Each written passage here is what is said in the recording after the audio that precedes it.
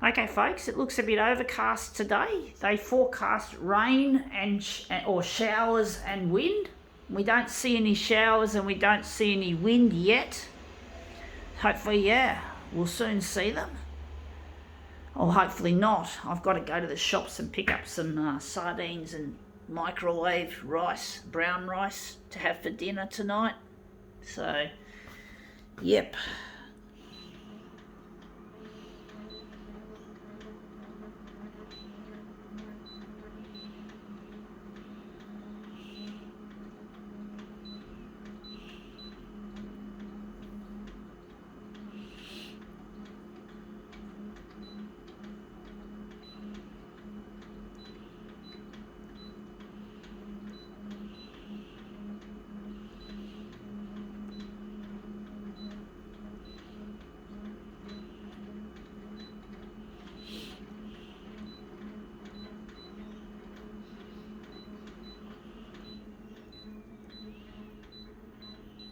Okay, let's see what we have here. We have here Careers and Lifestyle Course Guide. Yuck, I don't like courses. This is what we're interested in, this part up here. Turn ideas into reality. Well, that's something I want to do, but I'm not using TAFE because I'm not a person that does very well at studies. I had brain damage at birth. I had a cord around my neck. And I was dealt a very nasty set of cards, you could say, and my brain damage has been a problem in my educational experience, so I'm not really happy with how that turned out. I'm still not diagnosed with this brain damage, or suspected brain damage, and also I believe I have high-functioning autism, which is the high-end functions. And that's not been diagnosed, and that caused a lot of trouble with teasing and bullying at school, and I just couldn't please anyone. But I'm going to try and make things happen in my life, and unfortunately this has been cut off. We're going to have to move it over that way. But basically I have an idea of what I want to do, and I'm not going to go to a course and study it yet.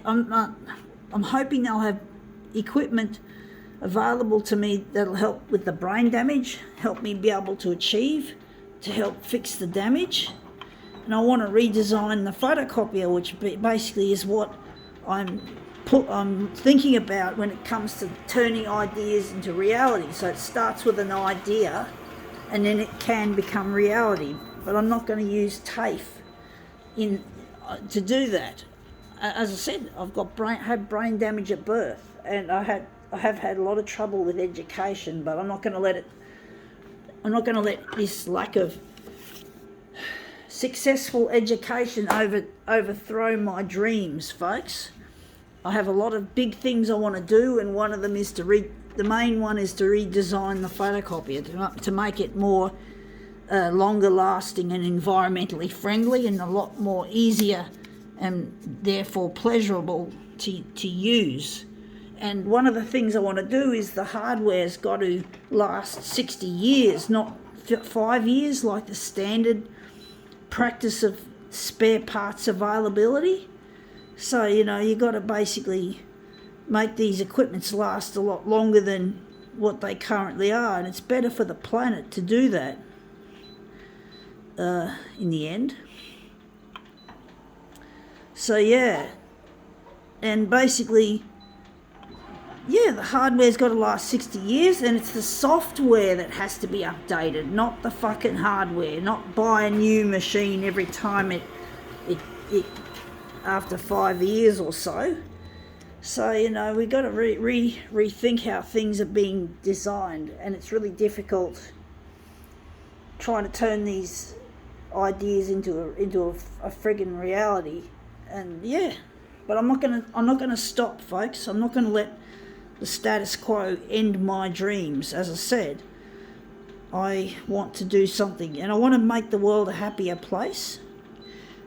And basically, going back to the hardware, I want the hardware to be built out of materials that have been mostly, as much as possible, recycled instead of using virgin or mined materials, instead of hacking it out of the ground and having to process it like steel.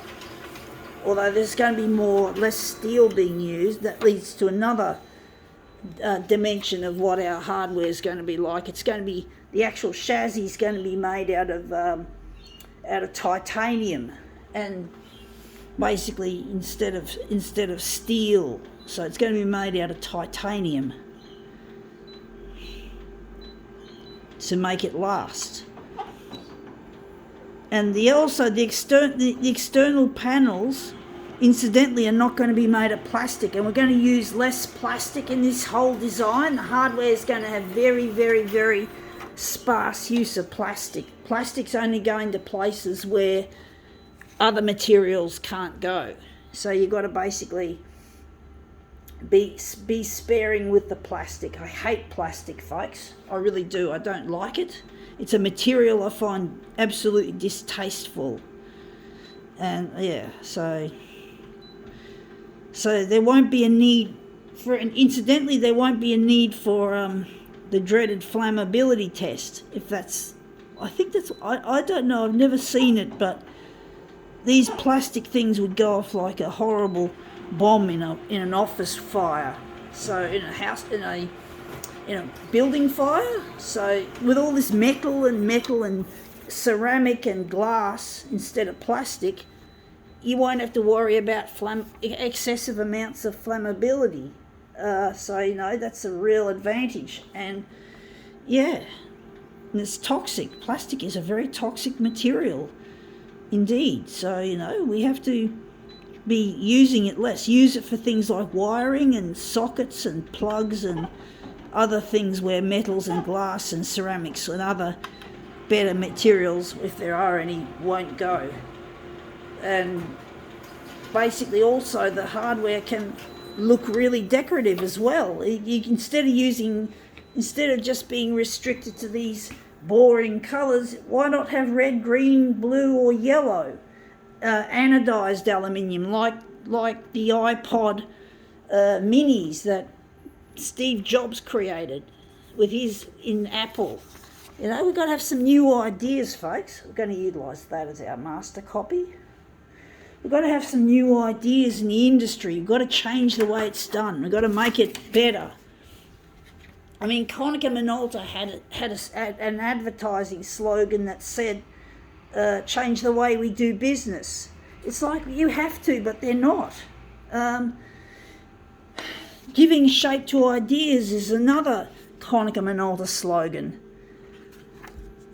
And what else? There's other ones. It's all in your hands is another slogan from Konica Minolta. And another one is rethink, I think it's called Rethink the Future. And I've just lost my settings. Sorry, folks, for gas bagging, but sometimes it's hard to gas bag and do this at the same time. I've got so many great ideas happening. But you can imagine this machine being made out of, having panels made out of aluminium, anodized aluminium, like, as I said, Steve Jobs's iPod minis, all in different colours. And also there's other metals you can use as well as aluminium, like titanium as well, not just for the chassis but for the panels. You can have also stainless steel, and then there's a real novel material called Alon, which is often referred to as transparent aluminium. And Alon, apparently it stands for, if I remember correctly, aluminium, oxygen and nitrogen, which is what it's composed of. And it's a real amazing, extremely exciting material. Transparent, it's transparent like glass, and I want to use it in the panels, and I really look forward to seeing some real funky ideas coming to pass when I get a chance to overcome my disabilities and basically I don't consider the high functioning autism a problem anymore because I'm not at school, I'm not being teased and bullied, so I see it as an asset. And also going back to the software has to be redesigned from scratch as well. We have to use basically artificial intelligence to drive these equipments to make them work better. And basically, yeah, we need artificial intelligence And with the features, we can actually make them in such a way that we just keep the very basic. When you buy the machine, it starts out with just enlargements and reductions and double siding, single siding and all that sort of stuff. And then you could add on features through an app store similar to Google Play or Apple iTunes, and you can use them. You can use apps. Have apps made, and this can be a real game changer because you're only paying for what you need, pretty much, not what is already factory set. And we just got to keep the factory set features at a minimum. And you can just buy these little apps which have special effects and adjustments for colour balance and saturation and all the stuff you've got here. And that the artificial intelligence can automatically link in with it and make the experience very easy and user-friendly, as well as extremely versatile. Because usually what happens, you can't usually get both ease of use and flexibility. You usually have to pay a price, and it's a real pain in the ass. When you've got ease of use, you risk making it too simple, and that's what companies like Konica Minolta do, is take features out, and it's really shit. And then at the other end of the scale, if you've got high-end functions, it makes it complicated for the average user to use. So that's all Konica Minolta seem to do these days, is remove features rather than making anything exciting or new. So the photocopier industry appears to have stagnated, and it's really boring, and I don't see any new features on these equipments. And another thing to note is that when we mine these raw materials, we've got to try and mine them from e-waste dumps of the world and rubbish tips of the world. And in the process of doing that, we're actually cleaning up the environment and potentially making the land usable and the waterways drinkable. And I want to do this for places like China and India to help clean up their waste and get them so they can have crops and drinking water and shit instead of this bullshit pollution. So that could be a real benefit and that'd probably be the only thing that's not Australian about this equipment, is where the e-waste raw materials come from for recycling. Is that, we're going to be cleaning up the planet, folks, and that's really important to do that. Otherwise, what's the point? You've got to put the environment and the human race before profit. So anyway, let's see how this looks. This is looking quite nice. I quite like the colour in that, actually.